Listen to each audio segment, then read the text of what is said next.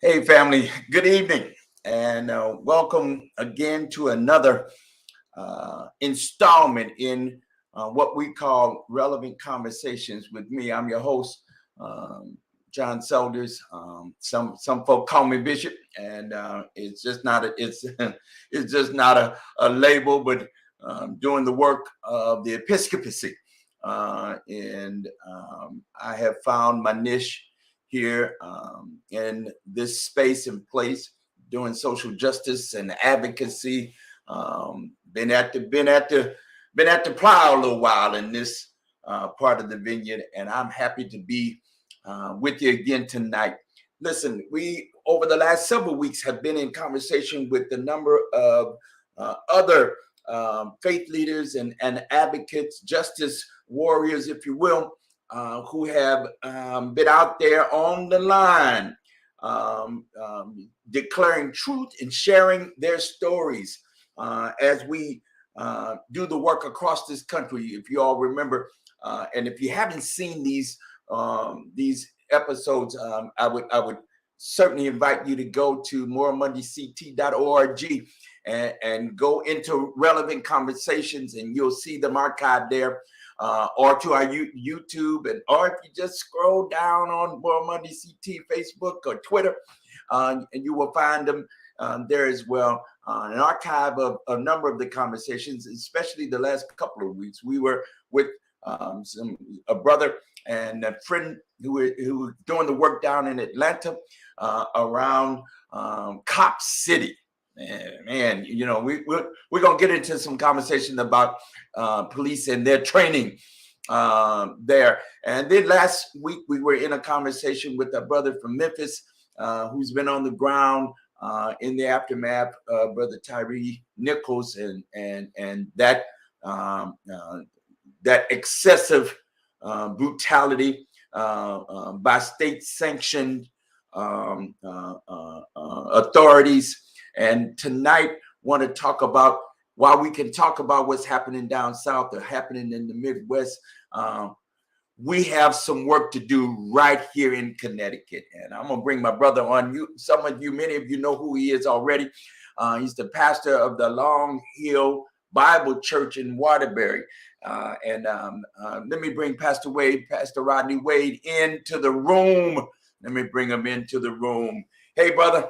Hey, what's going on, Bishop? Good to see you tonight. Yes, it's always sir. a pleasure to hang out with you and chop it up with you and just talk about the things that matter in our community and also in our world. Absolutely, absolutely, brother. So over the last number of years, you and I and a few others, I would say, you know, we've not been alone, but we've been a small group of us who have carried the torch here in Connecticut around police overreach, police brutality, the violence that's been perpetrated. I encountered, over 2 decades ago, my first trips here to Connecticut and the Hartford in particular. In fact, we moved here in the aftermath of the shooting of Aquan Solomon here in Hartford. That was sketchy. It's sketchy. It was a sketchy shooting. Of course, police do what they do, and they closed ranks and declared whatever they declared. And that, but however, in the aftermath of that, there were groups and organizations that began to do advocacy work, that began to do training. Here we are, 23 years. That was 24 or 5 years ago. Here we are again. And I was again, I don't know why, but I am. Every time one of these incidents happen, we've been leading the charge and been involved in some of these efforts over the last almost a decade here now, directly with More on Monday CT. But here we are again facing, you had sent me a video and then we started a conversation, right? What do we need to do? Could you talk about what has happened recently in Waterbury? And then we'll continue the conversation as we move forward. Yeah, absolutely. I think, all of us would agree that we are no stranger to these type of situations, these type of incidents. And the more that we have the conversations around them, the more that we try to push legislation that would curtail some of this activity, it still seems to air its ugly head, if you will. And so just here in Waterbury, about a week and a half ago, a video just kind of went viral, and it just shows some disturbing actions of the Waterbury Police Department, to say the least. Now, on first glance, hey, we don't know what the situation, we don't know what the circumstances are. We just simply see 3 police officers, holding down an individual, and literally the officer is pulling his head up, gave him like 3 quick right crosses across the face and then along the legs. And people were disturbed by that video. Now, after that video was released, there was a little bit of media coverage around it. Obviously, as you said earlier, police kind of do what police do. They have a press conference. They talk about how bad the person was. And I don't think this is an argument about the character of the person, because at the end of the day, if in fact people are doing certain things in that space, they're going to do certain things. But the higher level of accountability is not with, quote unquote, the criminal. The high level of accountability is with those who have been charged with the task of protecting and serving. And the most ironic thing about it all is here in the state of Connecticut, just recently a police accountability was passed, a lot of uproar, upheaval. I know that you were in the thick of trying to get that legislation passed, you and others. All of us thought that was meaningful legislation right here for Connecticut, which prides itself in a real way on being a democratic state, if you will, right? But out of that, after the passage of that, a lot of uproar from law enforcement in terms of is causing us not to be able to do our job. And some of the loudest backlash comes out of Waterbury, feeling like, it needs to be pulled back and re-looked at. And then we see this. And so their thing is, he may have allegedly had a weapon, he had drugs. And so it's that whole narrative about the bad character.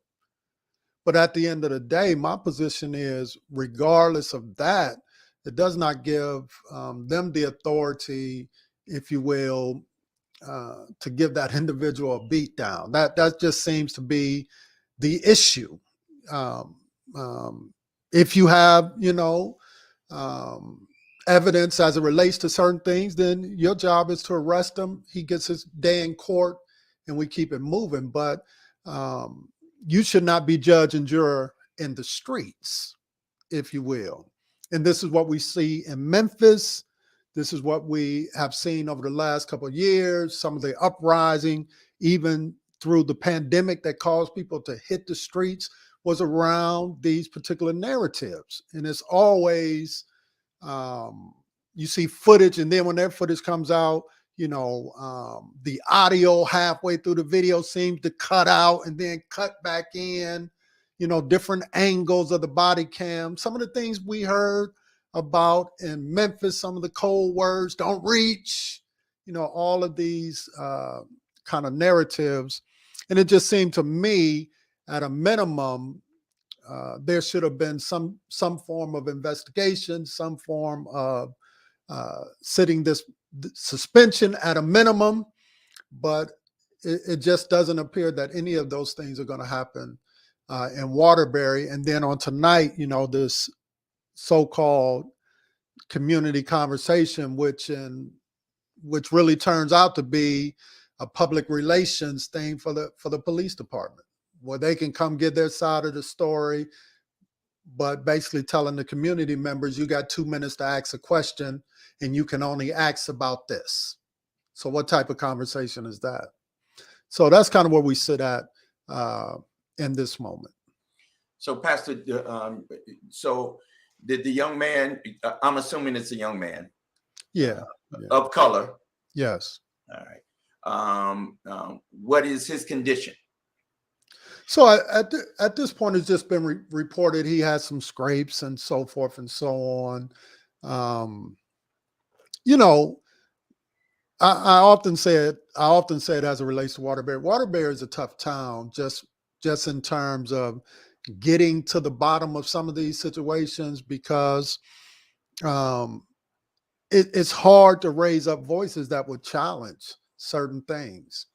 And so, at this point, the narrative is he was a criminal. And so, that's the narrative that's being pushed. And I don't think any of us would argue, along those lines. I don't think those are our greater arguments. Our arguments, do the police have the right to be the judge and the juror in the street? And we would argue that they don't.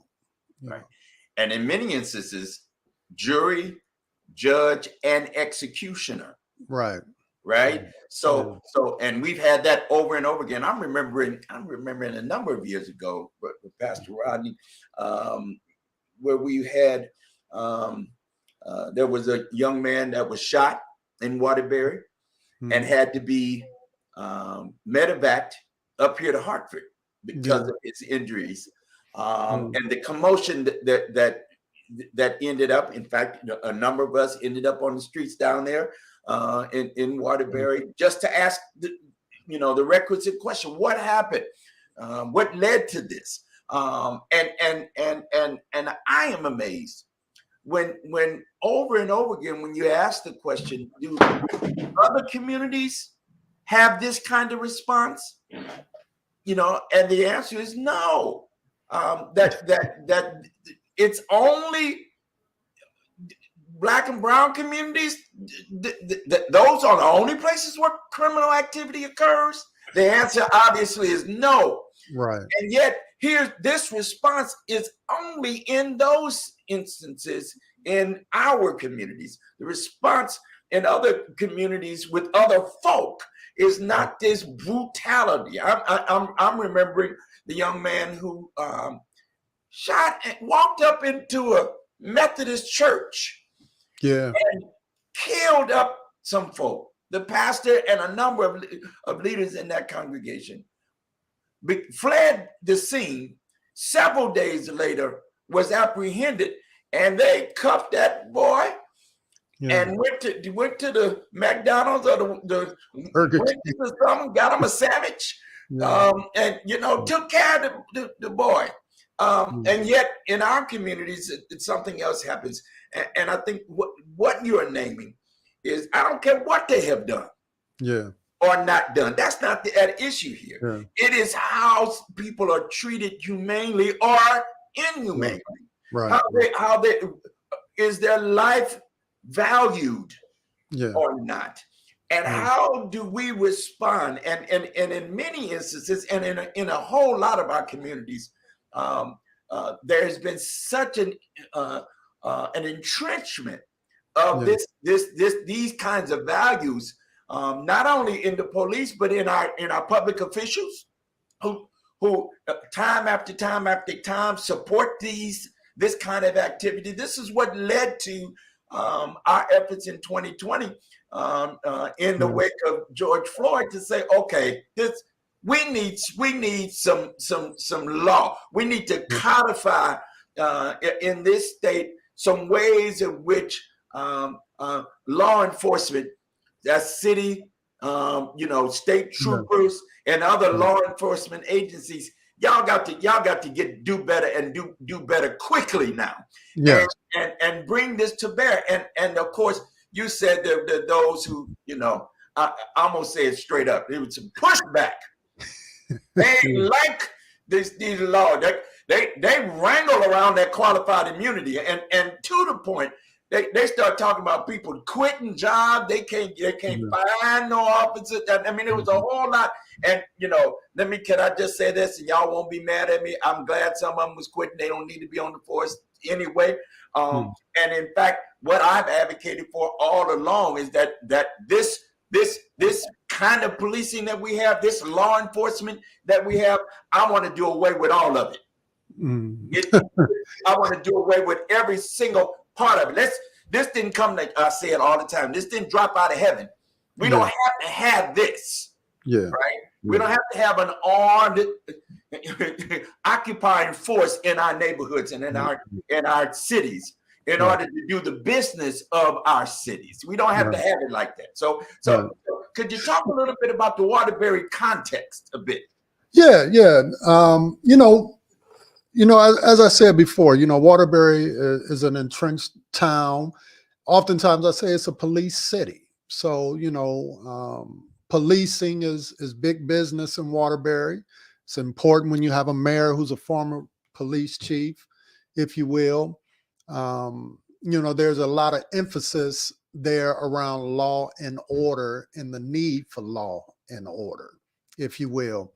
But oftentimes when we think about that, we don't think about that within the totality of the larger city. Often when we're hearing those references, we're thinking about it in spaces and places where people who look like us live and dwell, right?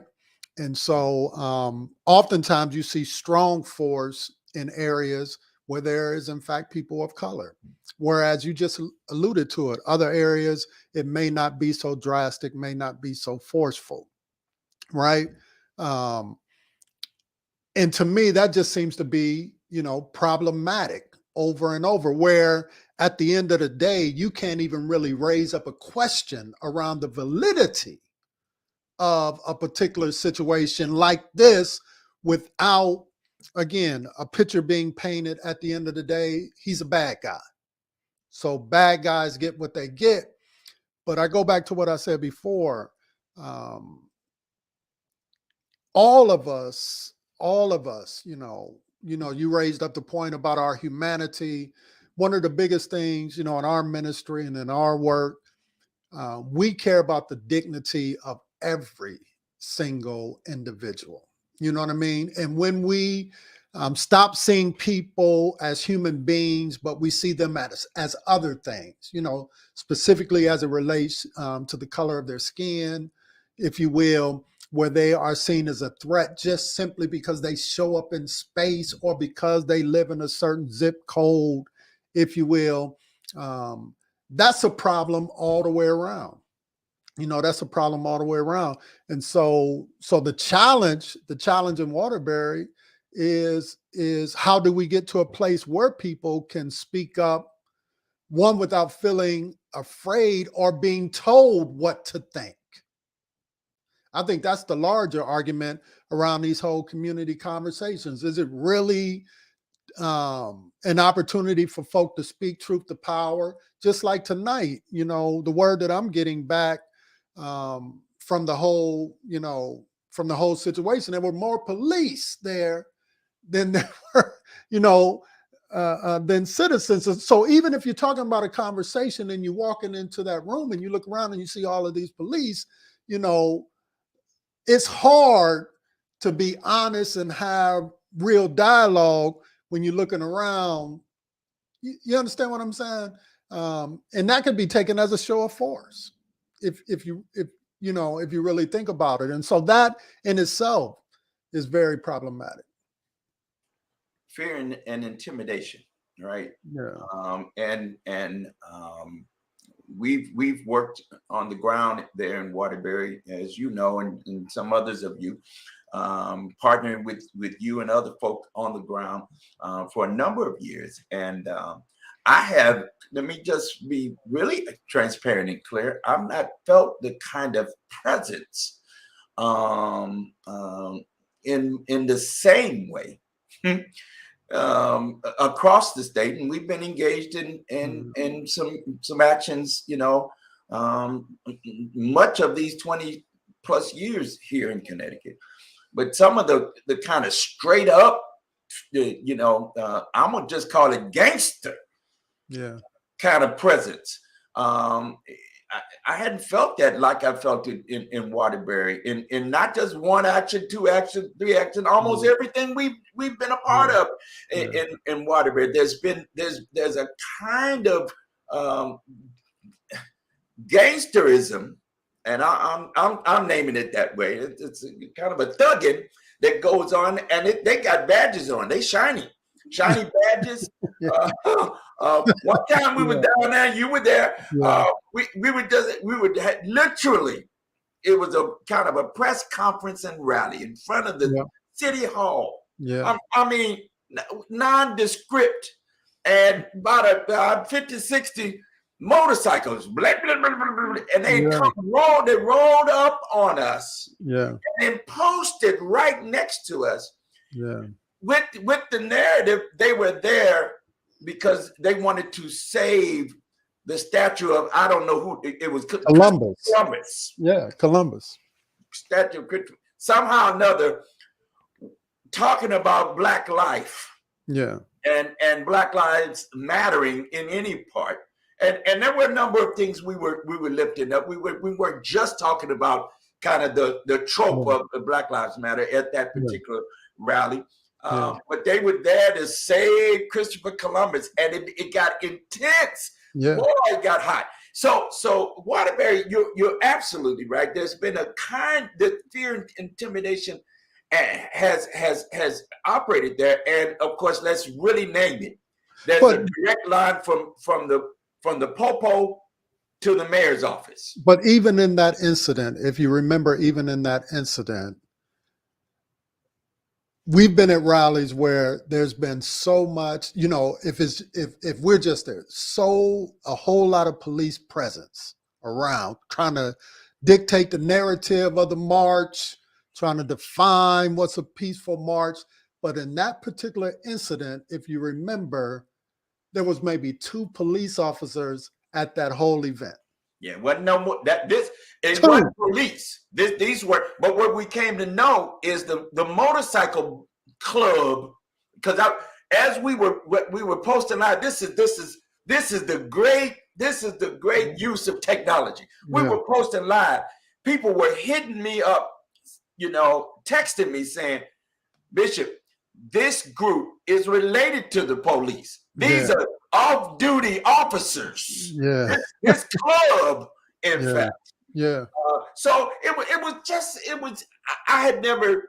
I'm gonna just tell you, and we've been in some, some rough, rowdy situations over the years. That was such a unique kind of experience.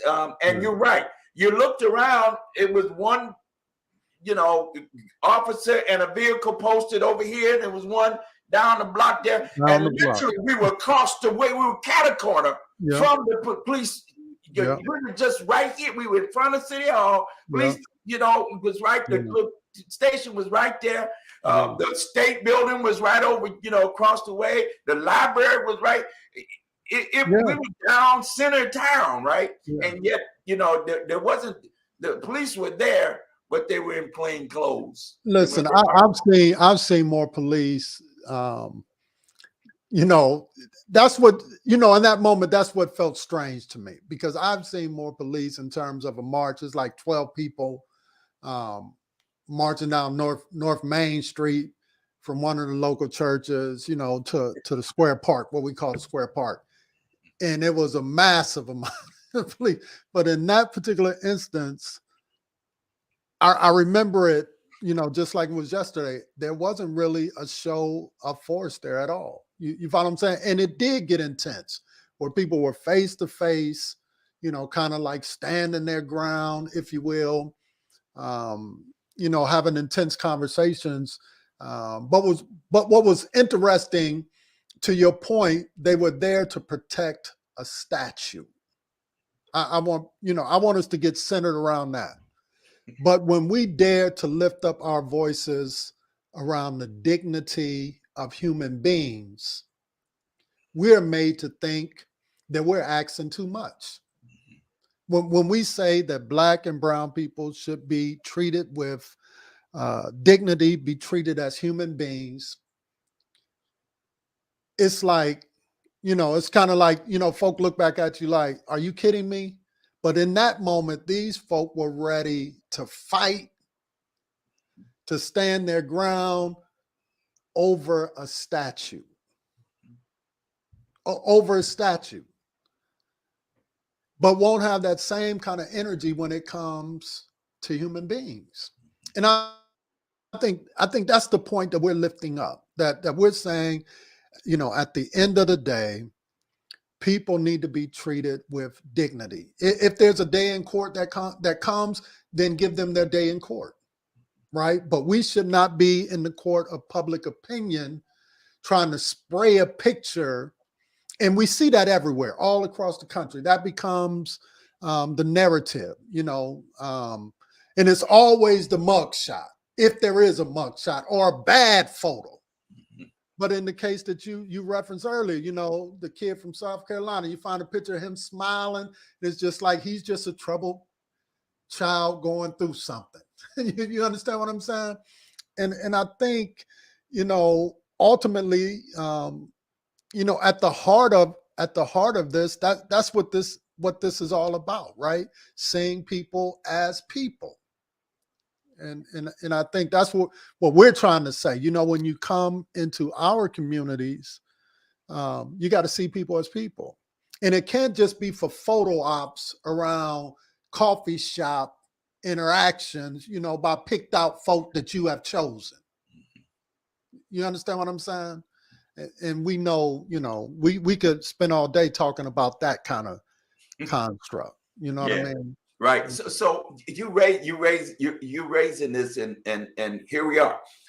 So we are now in the early stages of what I've now come to experience as the municipal election season.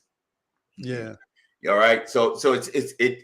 I've never seen it work quite. I've lived in some other spaces and places, but I've never seen it quite work like it works here in Connecticut.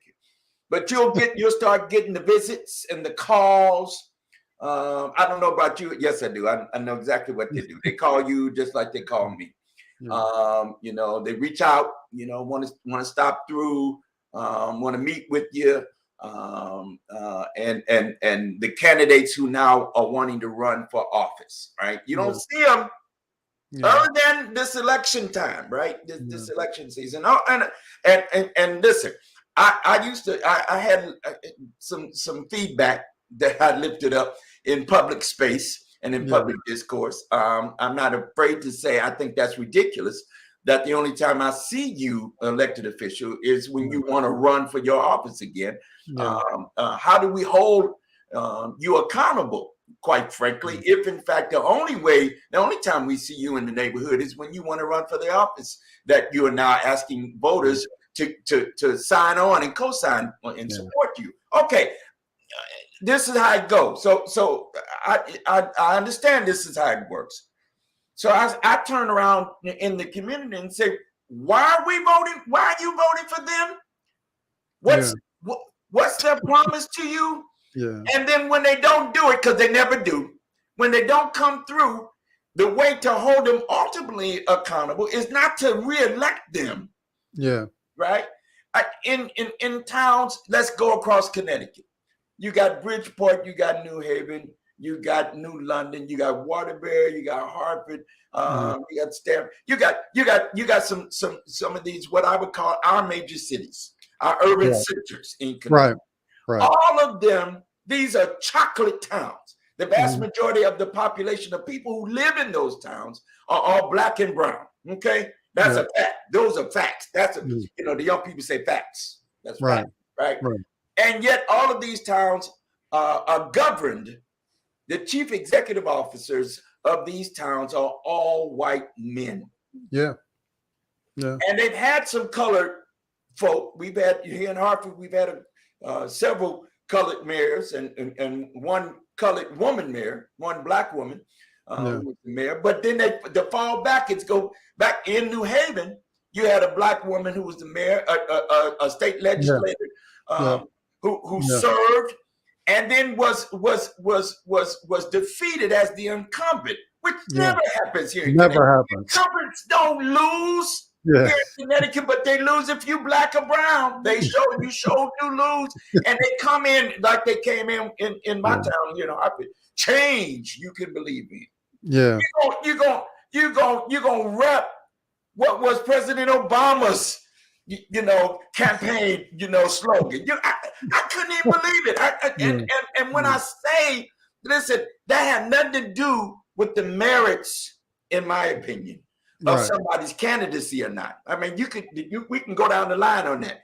But just because there's a population of largely black and brown folk, look like we would find somebody from our ranks who was connected to our communities and who would be willing to be held accountable for the actions that they do for the neighborhoods and the communities that we serve. This conversation about police brutality and police overreach, and they're just outright murdering people, has something to do with holding them accountable to the people they should be representing, the people they should be from, when in fact these are folk who are not necessarily from these cities. And if they are, they represent a very small number of controlling interest people. That their loyalty is not to the neighborhood. Their loyalty is not to the communities, outside of downtown. It's only the interest of those who bring money. Yeah, absolutely. Well, it's something to be said about cash is king, right? And so I don't think it's new. To Connecticut is not new. Across this country. At the end of the day, what tends to happen is, let me just say this: we have to not only hold others accountable, but we have to hold ourselves accountable. And the biggest thing that we need to get rid of in our community is the gatekeeper community. This notion that one or two people speak for all of us.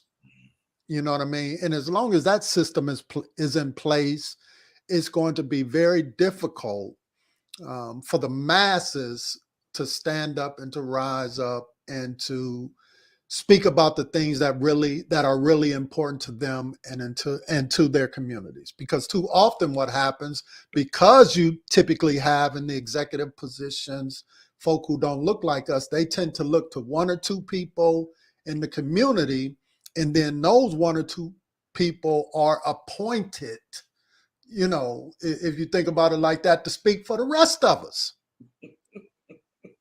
And they oftentimes that's tied to, that's tied, right? That's tied in, right? Yeah, Wu-Tang Clan, the Wu-Tang Clan said, cream. Yeah. Dollar bill, y'all. You know what I mean? Dollar bill, y'all. And so until we break this notion of the one, this idea, because as long as we push this idea of the one, that means it can't be no more than one. You understand what I'm saying? As long as we are continuing to push this symbolic notion of mayors of the day, and all, and thinking that's something to be applauded, and not actually, in the case of Waterbury, I don't think they've ever had an African-American mayor. I think there was somebody who was temporary, but I don't think ever duly elected, if you will. So I was just looking at some history earlier in the week on Waterbury, and just talking about some of the struggles just to get certain people into political, spaces and offices, and if you will. But just a couple of years ago, we had to fight tooth and nail just to go to kind of a district kind of setup where it would afford an opportunity for more people of color to become aldermen, such, so forth and so on. But even in that process, it just kind of became, even though we pushed and we got that passed, in the fine print, it just got steered, to working for the machine, if you will, if you think about it in that construct. So I think, until we get, not only for us, but others, beyond the notion of the one, then we can't really get to the place of where we need to be. I heard Sister Hale said it a long time ago. She said, there's a difference between leading Blacks and Black leaders. You understand what I'm saying? And oftentimes leading Blacks get paid while the rest of us get played.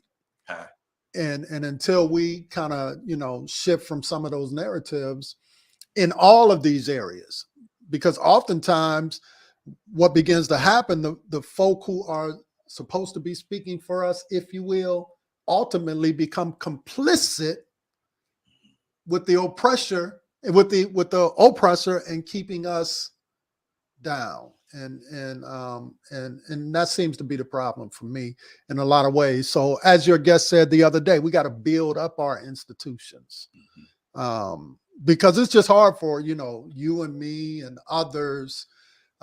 We have to have strong institutions with a strong value system as it relates to our communities, right? What is important?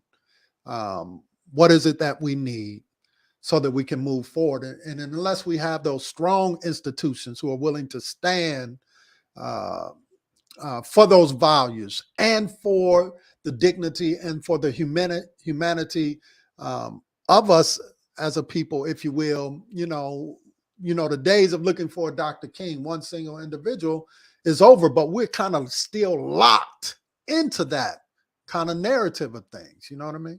Yeah. See, that's that gatekeeping. That's coming out of that gatekeeping era. And let me just say, I am a believer of having a political analysis. All right, having a frame for which, when I put on my glasses here that are in this frame, these lenses are tuned, if you will, so that I can see. Yeah, I feel my help, preacher, right? But so we, it appears, have allowed or not tuned in, got the right frames with the lenses, so that we can see what's happening and then do some analysis, right? I had one of the gatekeeping was a legitimate form of political maneuvering and operating in a certain time in our political history here, our sojourn here in these so-called United States of America. Absolutely. It was the legitimate way. Frederick Douglass and Sojourner Truth and Harriet Tubman, they represented us in some of these places and spaces. So I'm not hating on what was a legitimate form back in the day. However, I had one of these gatekeepers say to me here a number of years ago. She said, Reverend, and there was a woman who's been working, and again, no hating, she was doing what she was doing. But one of these who I would call gatekeepers said to me, what you must understand around here, it's all about the toilet paper. Okay. So I don't know about all of you all who are watching us. But when you with older folk and then they say something and you be like, what are you talking about? What the heck are you talking about, lady? Sir, I don't know what you, and they start down the line, and she started to lay out to me. All right. That for example, you notice all these schools in this city, all these schools in this city, every school got at least 10 bathrooms. And in those bathrooms, in those stalls, there's toilet paper. How does that toilet paper get in those schools, in those bathrooms? And she laid out a case for the one contract from the one company that garners and secures that contract to put that toilet paper in those schools. Count the years, she said, that one company, over the course of say conservatively 20 years, that they have been supplying, they have procured toilet paper for all of these schools. You know how much money they make? And then ask the question, who then calls the shots for that school and that school board system? My mouth flew open. She was making so much sense. I went home, it just like the rich young ruler, scratching his head, right? And I began to see it was a part of helping putting some lenses on. And toilet paper, it's about the toilet paper, has not failed me yet. In multiple ways, I see those who are calling the shots are also making their livelihood, their lifting is related to that and connected to that. And it is about the resources and the money that's made in that system.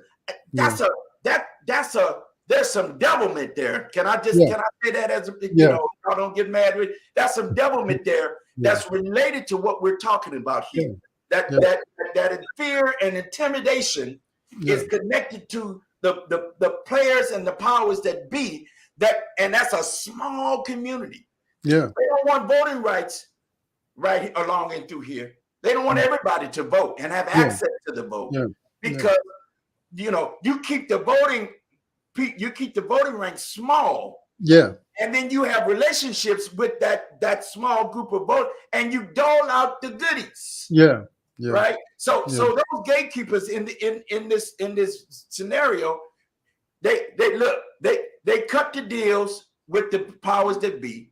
They make sure their nieces and nephews and sons and daughters and their people get whatever, they get in line, get some of them goodies. And then you might, if you're a friend, if you friendly, if you do the right thing for $500 check they cut for you, and support your work. Here you go, Reverend. This is how they do me. Here you go, Reverend. If you build relationships, it's all about right. Then all of a sudden it appears that I've been bought. Right. For that. And so now that's a seed to set up what you need to do for me later on. Right. No.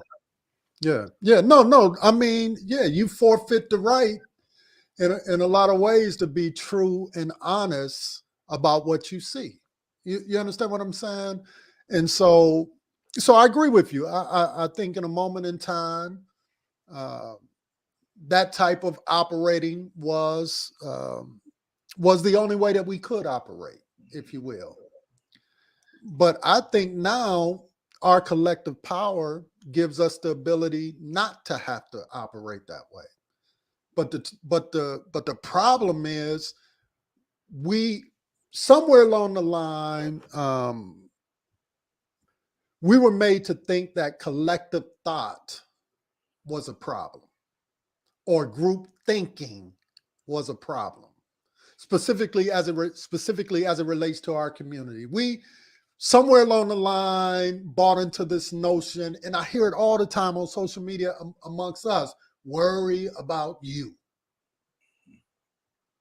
When in reality, there is no other community of people who think that way. Those conversations only come up around us. Because as long as you can keep us not being connected with each other, in isolation from one another, in competition with one another, right? Then this kind of gatekeeper thing can continue to flourish, right? But the reality is, in other communities, they think group think.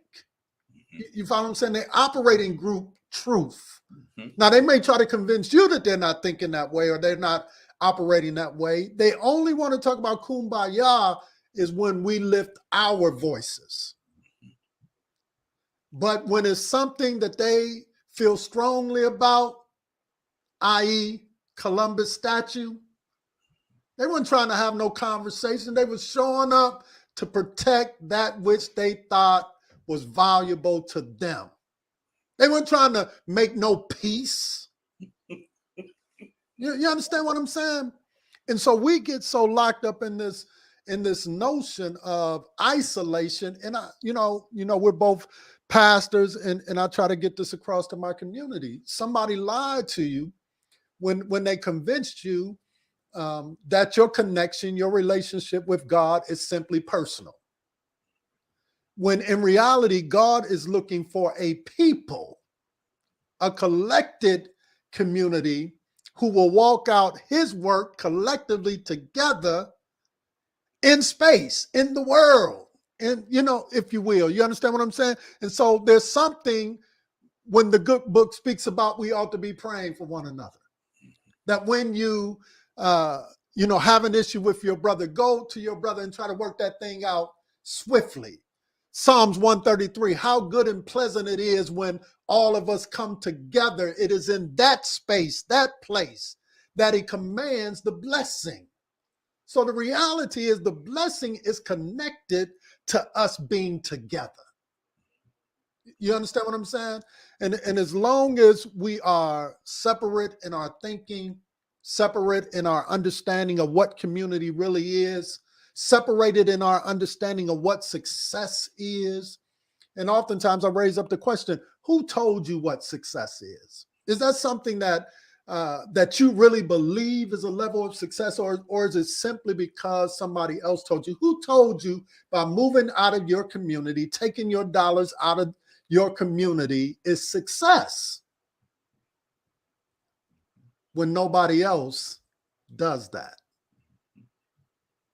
You understand what I'm saying? Bruh, so you done gone to preach. I thought I felt the spirit of the preachment coming. You done went right on in and went the quoting scripture and everything.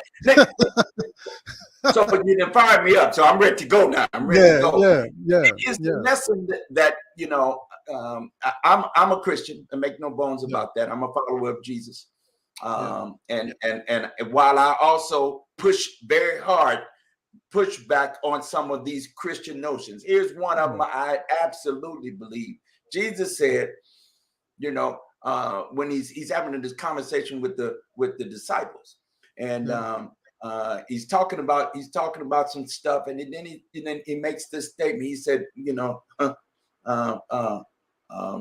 when he said, listen, when I was in the jail, you came to see about me. When I was hungry, when I needed some clothes, you gave me clothes. And the disciples said, well, Jesus, when did that happen?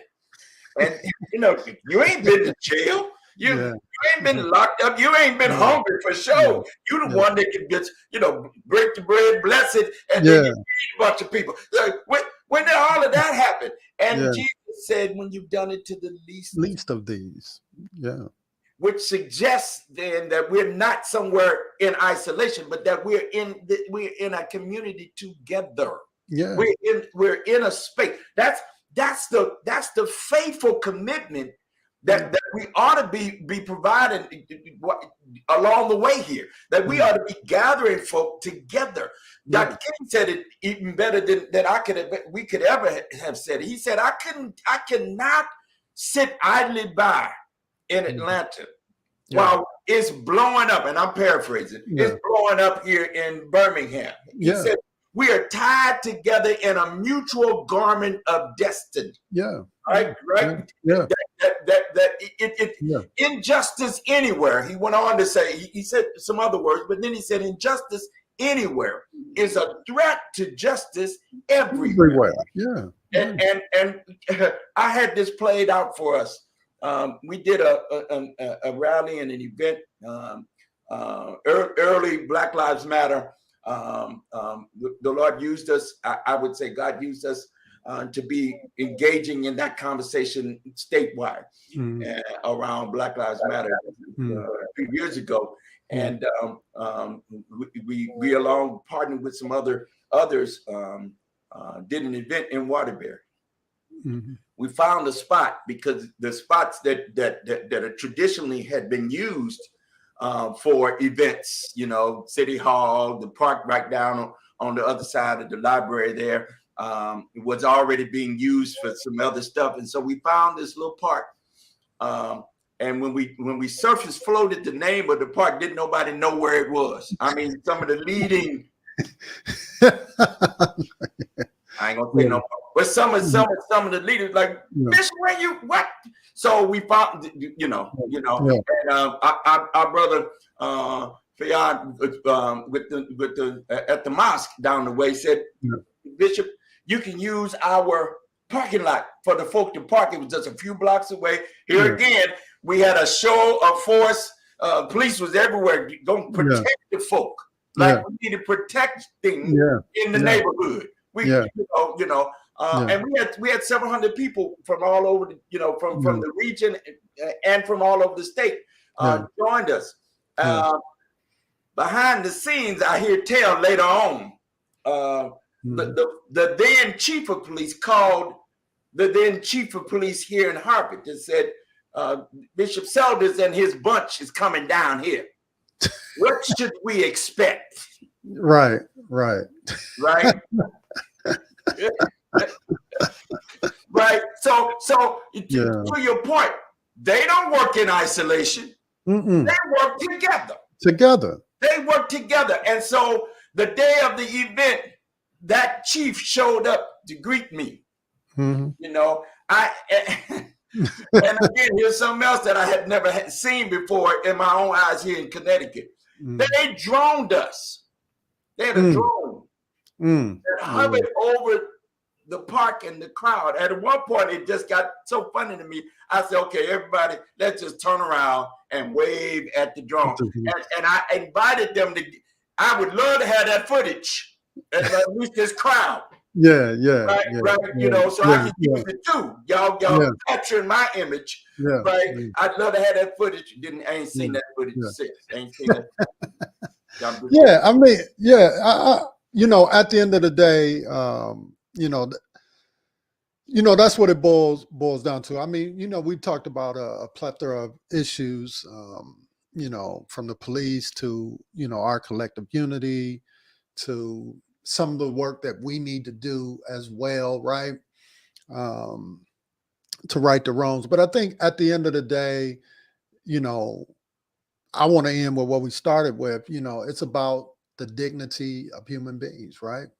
Having a level of respect for people in general, and in our faith traditions, we real good at seeing one side of the cross, the vertical side, but we do a terrible job of seeing the horizontal side. Yes, sir. You follow what I'm saying? We great at looking up, but we're terrible at looking left and right towards our brothers and towards our sisters.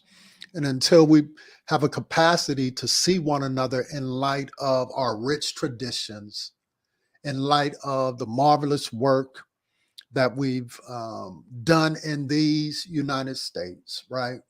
Um, um, our creativity, all of those particular things that make us somebody. And we lose the notion of believing that our somebodyness is tied to what others think. But we get back to understanding, there's a real case to be made for, am I my brothers and my sisters' keeper? And so when we see injustice, we got to be willing to put in the work to make sure that injustice is rectified amongst us. We've got to stop being complicit with the oppressor. And then we got to figure out our own shared community values that push us forward beyond our titles, where we work, what school we went to, if you will. And I'm not saying that none of those things are important. Those things are important, but it can't be the substance of who we are. You know what I mean? If we don't, in fact, have a level of love for one another. And I'll end it with that. Dr. King, you straight from the playbook of our beloved Dr. King, who talked about the beloved community, and that our work must be done from a space of what he called deep abiding love, right? Abiding love for not just oneself. And yes, you got to love yourself, right? But the greatest of the commandments is to love God, right? And then to love neighbor as you love yourself. And some of what we've been naming is a love problem, right? That maybe we don't love ourselves. The question, what it might mean that even though we are afraid, even though there is intimidation, right? Frederick Douglass said, I prayed for 20 years and it doesn't happen until I start praying with my legs, right? To invoke that faith without works. Somebody said, I think I'm in the book. It's dead. Right? It's dead. What you're naming is what will propel us, right? What will move us? I was preaching Sunday. Yes, that's yesterday. Lord have mercy. Talking about the parables, right? And one of the parables in the Sermon on the Mount is about the kingdom of heaven is like this. And the point, at least one of the points that became clear to me that I lifted up in the context of our congregation is this notion that if the kingdom is like this, whatever that like this is, all right, and you can fight with it. I don't believe it. Right. Or you can say, that makes sense. I agree. Then what? What does it challenge you to do? Because good word, flowery words and saying amen at church alone don't get the work did. Don't get the work did. Don't be mad. No, that's good preaching right there. That's good preaching right there. I was picking up your hermeneutic. It don't get the work. The implication of our preaching. Yes, sir. So for me, the challenge really is, some of this out here, these streets is there's some streets. Whose streets though? Whose streets? The chant that I learned down at home in Ferguson is whose streets? Our streets. Right. That the places and spaces where we live, where we work, where we go to church, where we go to the grocery store. These are places and spaces where we as a community designate for us to do our living, right, to do our moving, and if in fact that's being threatened, and it is, and it's being challenged, black man walking, black men driving while black. I mean, you name it. We are particularly, these days, but just That's just because we got media attention. It's always been the case, and that's what I was talking Ferguson. We didn't. I learned how to drive around Ferguson. Because it was always the case you was gonna get stopped if you was a black driving through Ferguson, because they was trying to collect up them coins for the ticket and the fees that they had. That's the way that happens here in other spaces and places. You know, in and around Waterbury, there are a couple of them towns you just go to speed limit. You know, up here in Hartford, you go to speed limit because you liable to get pulled over on some old crazy, and then the money making occurs in a different kind of way. Listen, we at an hour, man. I want to honor your time. I appreciate you so very much coming so we chop it up a little bit about what's happening in Waterbury. We solicit you folks, your prayers, as we lift up. We're not going to let this go by without some kind of response. And I'm going to just say that right there. I'm just saying it right there. You know, they can't do this no more to us. Where they beat up on one of us, where they take one of us down, and some of us going to ask those questions. Right. And some of us are not afraid to ask questions of the authorities, right? And so anything further you want to say to us, Pastor, before we end tonight?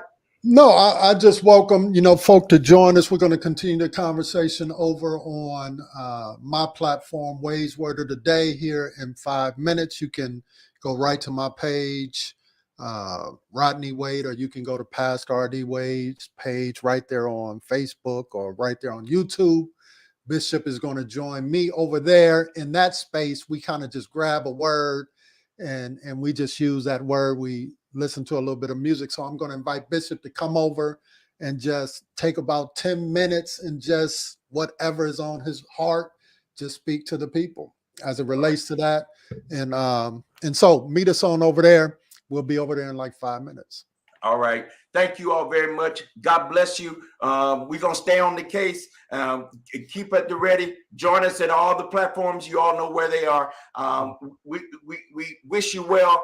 And you pray for us. We praying for you. God bless. Peace. God bless. Peace.